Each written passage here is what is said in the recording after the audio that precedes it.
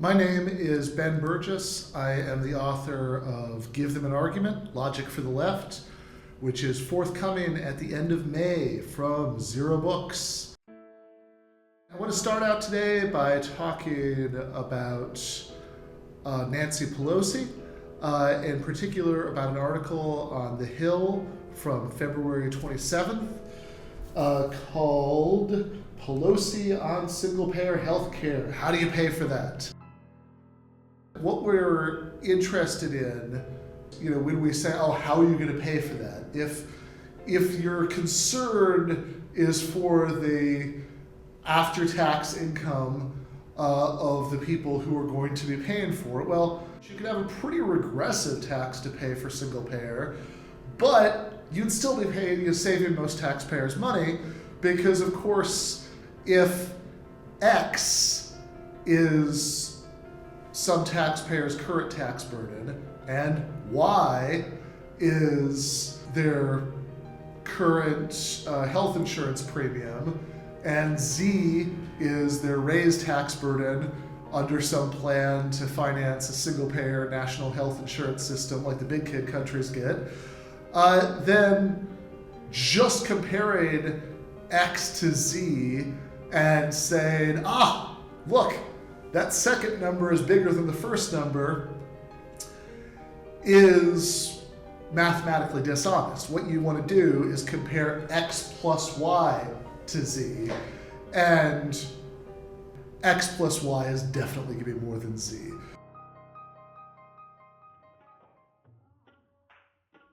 That's not even the most remarkable part of this article. The most remarkable part of this article is her non-tax objection to single-payer health insurance. Here's what she says. Quote, she touted her signature achievement, the ACA, and said she did not want to dismantle it, which moving to a single-payer system would do. All I want is the goal of every American having access to health care, Pelosi said. You don't get there by dismantling the Affordable Care Act. All right. Got that? This is kind of fun because usually politicians aren't quite as explicit about what the premises are and what the conclusion is of the argument that they're making. But in this case, Speaker Pelosi is being extremely explicit, and we can see, well, all right, let's take a look at the argument on the screen.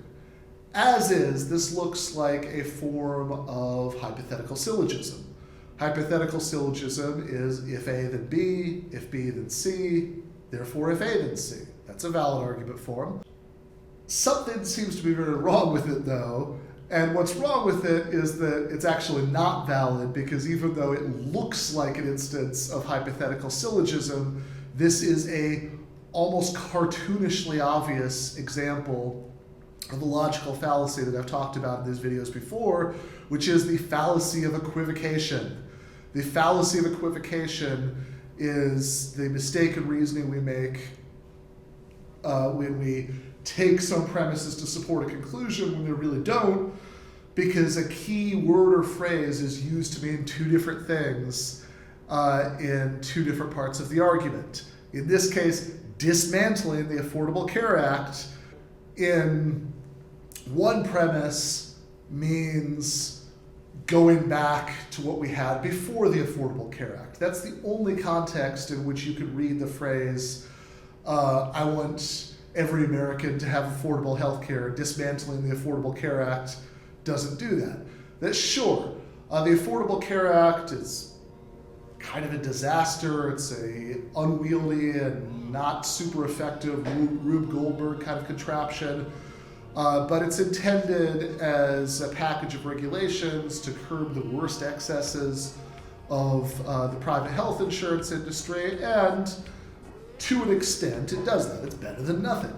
But when you say implementing single payer would dismantle the Affordable Care Act, you mean almost exactly the opposite. What that means is it would replace the private health insurance industry as regulated by the Affordable Care Act with the federal government just giving every single American health insurance which of course would get to the goal of every American having health insurance. Maybe Speaker Pelosi didn't mean to make this bizarre, inane argument. Maybe she misspoke. But she does have a tendency to condescendingly, let's just say, shit all over any kind of substantive social democratic policy proposal. Famously, she referred to Alexandria Ocasio-Cortez's Green New Deal resolution as the Green Dream or whatever. Now, granted, that's a very mild reaction compared to the right wing's reaction to the Green New Deal, which was to express astonishment at the stupidity of it, that this is just a economically illiterate patchwork of lunacy about unicorn farts and, giving everybody a pony, and my God, what would possess all these progressive Democrats to even suggest this insanity? And in particular, they reacted that way to the suggestion that seems to have existed in at least one form of something that became the Green New Deal resolution. One of the non-environmental reforms that we packaged together with was a universal basic income. Now, this is a long-standing debate on the U.S. left. In the last several years, a lot of ink has been spilled about this among people to the left of the Democratic Party, or now that there's a social democratic wing to the Democratic Party, at least to the left of the Democratic Party establishment, about whether it would be a better idea for us to advocate universal basic income or universal jobs guarantee. Neither amount to abolishing capitalism, which some of us think should be the long-term goal, but both of them would change the balance of power between labor and capital in a very welcome way. Workers wouldn't be as desperate to just take any employment offer that they could get because they would still be able to take care of their basic needs without taking a particular job, whether because the government was the employer of last resort, as in the universal jobs guarantee, or because whether there was a basic income that was delinked from any sort of employment, as in universal basic income. Now, I believe the actual Green New Deal resolution, the final version of it, included something more like a universal jobs guarantee, but there was like a frequently asked questions thing that was on Congresswoman Ocasio-Cortez's website for a little while that included universal basic income language. What it said was that some income should be provided even to those who are unable or unwilling to work. What I care about is the right wing's reaction to unwilling to work. They just thought this was the most loathsome, the most vile, the most, oh my God, this confirms our every suspicion about these horrible hippies, like this vile Latina socialist madwoman, trying to get good, honest taxpayers to pay for some sort of basic income for those who are unwilling to work. Those who are unwilling to work should just starve. All right, so that's the reaction.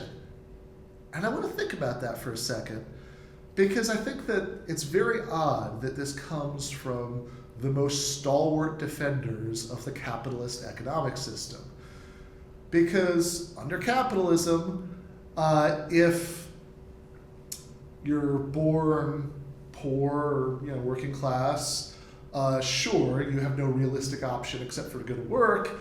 But if you're born rich, you don't have to. If you have a piece of paper for the government saying that you're the owner or part owner of a company, then you can just sit at home watching TV all day and get income from that company.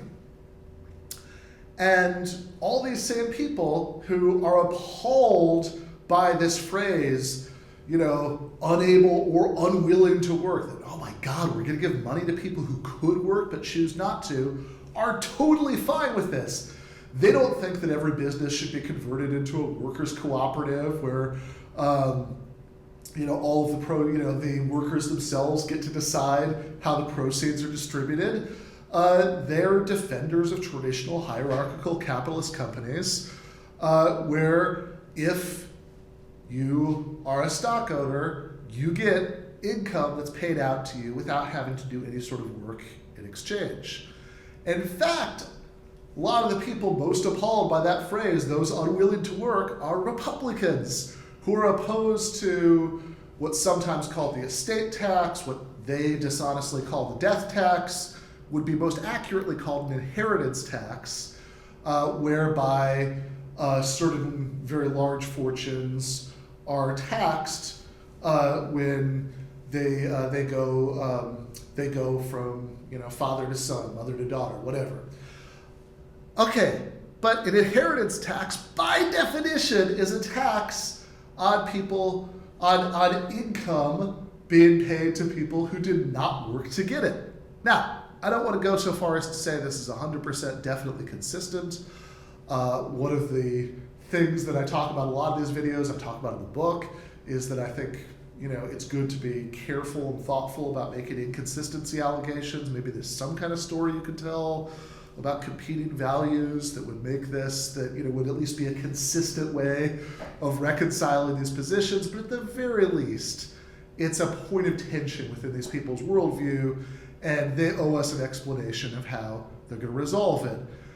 And this brings me to the last thing that I want to talk about today, which is presidential candidate Amy Klobuchar. Amy Klobuchar has been accused by many former staffers of being a god-awful abusive boss, of doing everything from throwing binders at staffers to trying to sabotage staffers from getting other jobs, like calling their new employers to try to get the job offers rescinded, to berating staffers until they burst in tears, to my favorite example, story I saw somebody bring up about Amy Klobuchar, that supposedly she made a staffer call into a meeting and be put on speakerphone to say, the reason Amy was late to the meeting is because I'm stupid and bad at my job. All right, so that's how Amy Klobuchar apparently treats her staffers. Interestingly enough, it doesn't seem like the response from her and her defenders has really been to deny these reports.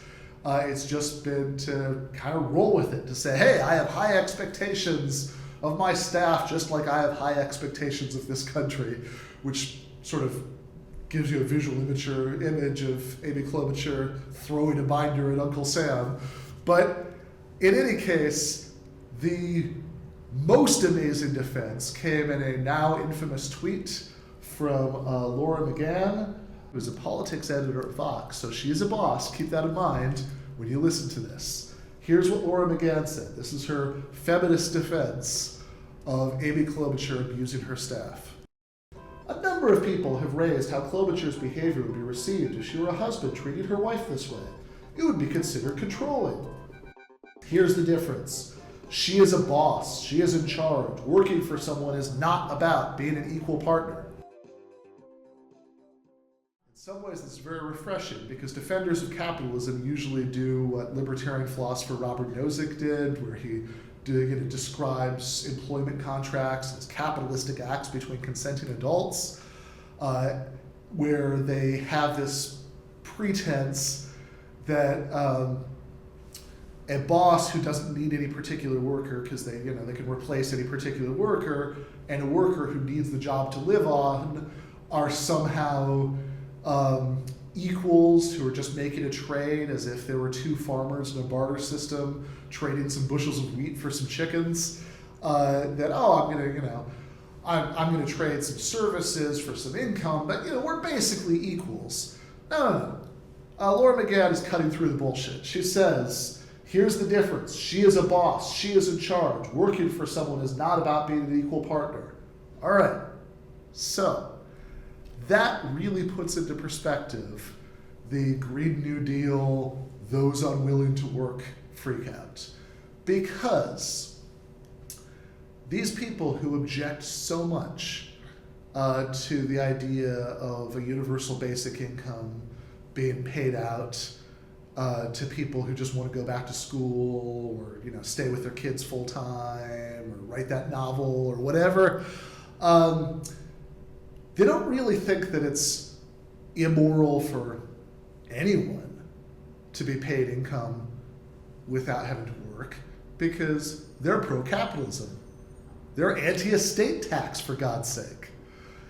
What they think is that it's immoral for those who are born into the working class to get income without having to work in exchange, where by having to work in exchange, what they mean is not being an equal partner, but rather having to submit to the will of someone who can berate you and sabotage your future prospects and treat you like an abusive husband would treat his wife.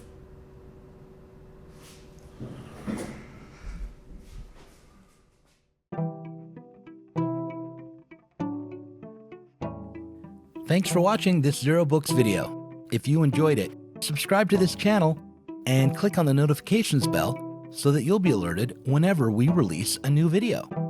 You should also consider supporting us on Patreon.